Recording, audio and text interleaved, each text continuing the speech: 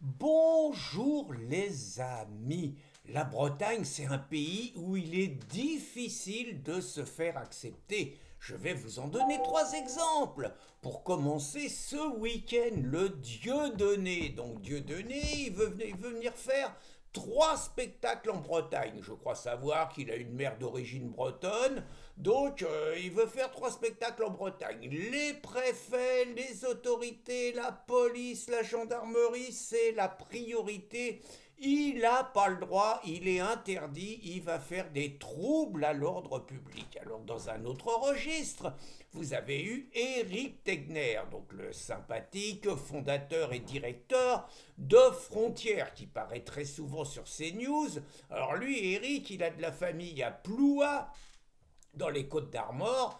Et donc, tous les ans, il vient se régénérer en famille à Ploua. Il veut même acheter une maison, paraît-il, hein.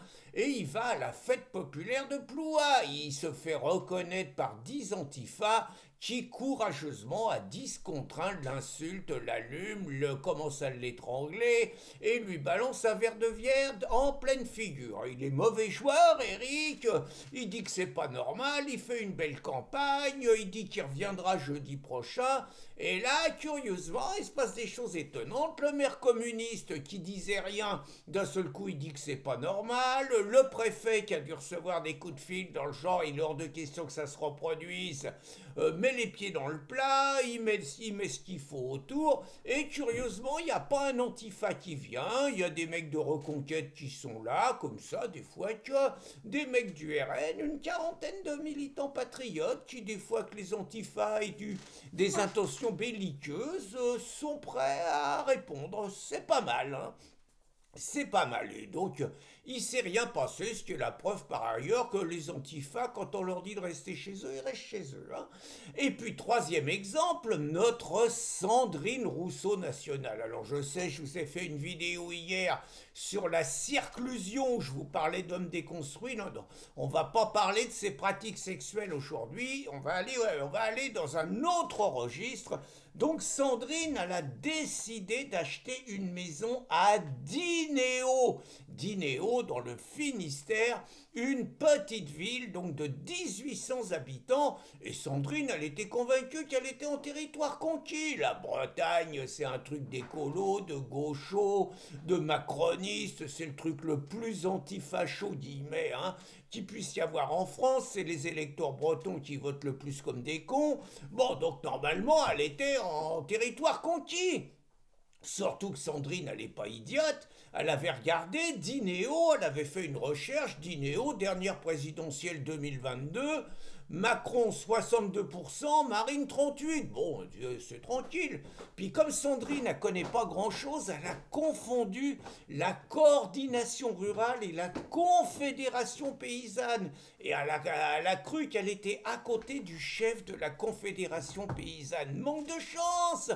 Son voisin, c'est le patron local de la coordination rurale.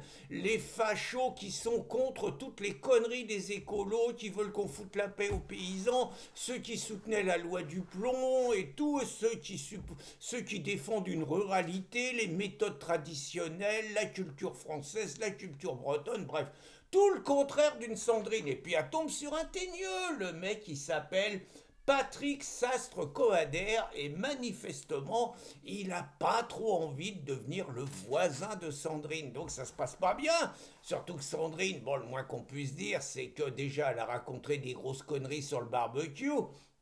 Mais sa dernière sortie en disant qu'elle n'en avait rien à péter, que les paysans ils soient pas capables d'équilibrer financièrement leurs exploitations et que la seule chose qui comptait c'était l'avenir de la planète et que les paysans crèvent pour sauver la planète, elle n'en avait rien à branler. En gros, quoi, hein, ça aide pas à se faire accueillir dans une petite commune rurale. Et donc, la Sandrine, bah, depuis qu'elle a annoncé ça, alors je sais pas qui a fait fuiter le truc, mais ça se passe pas bien pour elle. Et donc, les mecs de la coordination rurale, ils avaient organisé hier un barbecue géant devant la future maison de Sandrine Rousseau. Alors, ce que j'espère, hein, Parce que j'espère, parce que moi, vous me connaissez, je ne suis pas un va-t-en-guerre, je ne suis pas un méchant, je suis quelqu'un qui prône la paix, l'apaisement et qui ne suscite pas les tensions. Donc j'espère que les amis de la coordination rurale, il n'y en a aucun qui a crié et qui a fait scander va faire la soupe salope, hein, j'espère. Entre nous, petite parenthèse sur va faire la soupe salope, je trouve qu'il y a un parallèle intéressant à faire.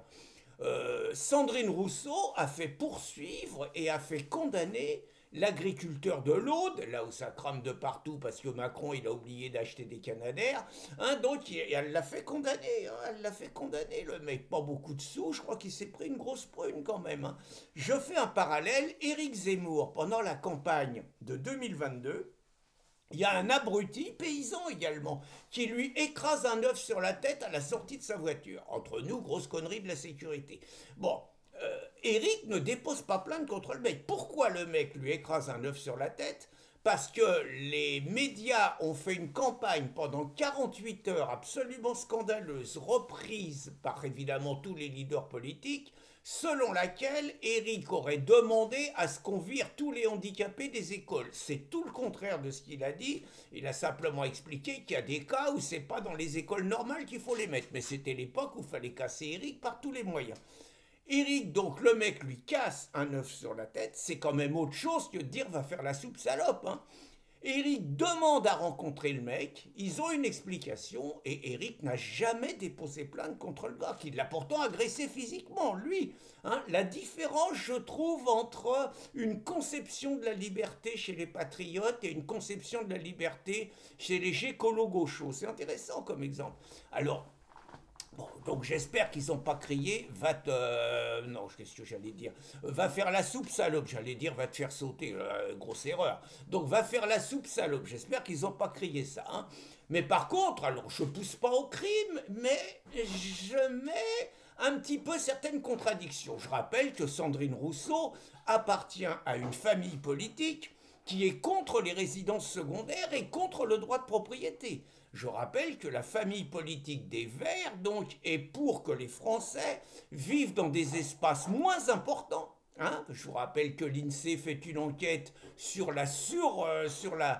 on va dire, la différence entre les mètres carrés qu'ont les Français et le nombre qui sont. Tout ça pour vous amener à prendre soit des résidences plus petites, soit à prendre des locataires et soit à prendre des migrants, sinon vous allez morfler. Derrière ça, il y a les Verts.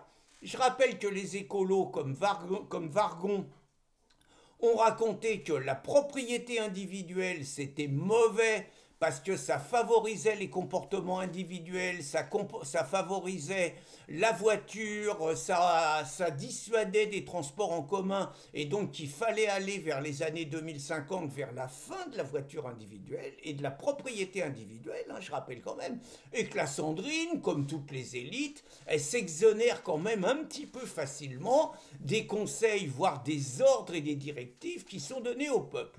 Je rappelle également, et je pousse pas au crime mes copains les paysans bretons contre Sandrine, mais je rappelle également que les écolos, dont Sandrine Rousseau, protègent les squatteurs en refusant de voter des lois qui finalement donnent la possibilité aux propriétaires de récupérer leurs biens quand ils sont squattés. Je rappelle qu'une résidence secondaire, il suffit de s'y installer, de changer les serrures, de demander au mec de la LDH locale de vous faire livrer des pizzas et de les avoir à votre adresse pour que vous mettiez des années à récupérer votre bien, hein, avec la complicité des écolos et de toute la gauche qui vous racontent évidemment que les squatteurs, c'est des exclus de la société, que les propriétaires, c'est des gros nantis et qu'il faut choisir les squatteurs contre les proprios. Donc je vous donne la solution les mecs, pas la peine de mettre du lisier devant chez Sandrine, pas la peine de tailler sa maison, pas la peine d'aller crier va faire la soupe salope. Vous amenez quelques personnes qui ont des problèmes pour se loger, et il y en a en Bretagne, hein, il y a des personnes, des travailleurs qui vivent dans leur bagnole. Vous installez les mecs dans la maison de Sandrine, et puis vous laissez faire les choses. Comme les écolos sont des gens qui, paraît-il, ont des principes, ils ne pourront pas aller contre l'occupation sociale de la résidence secondaire de Sandrine, et vous êtes tranquille pendant plusieurs années. Vous ne verrez jamais Sandrine à Dinéo. Bonne journée les amis.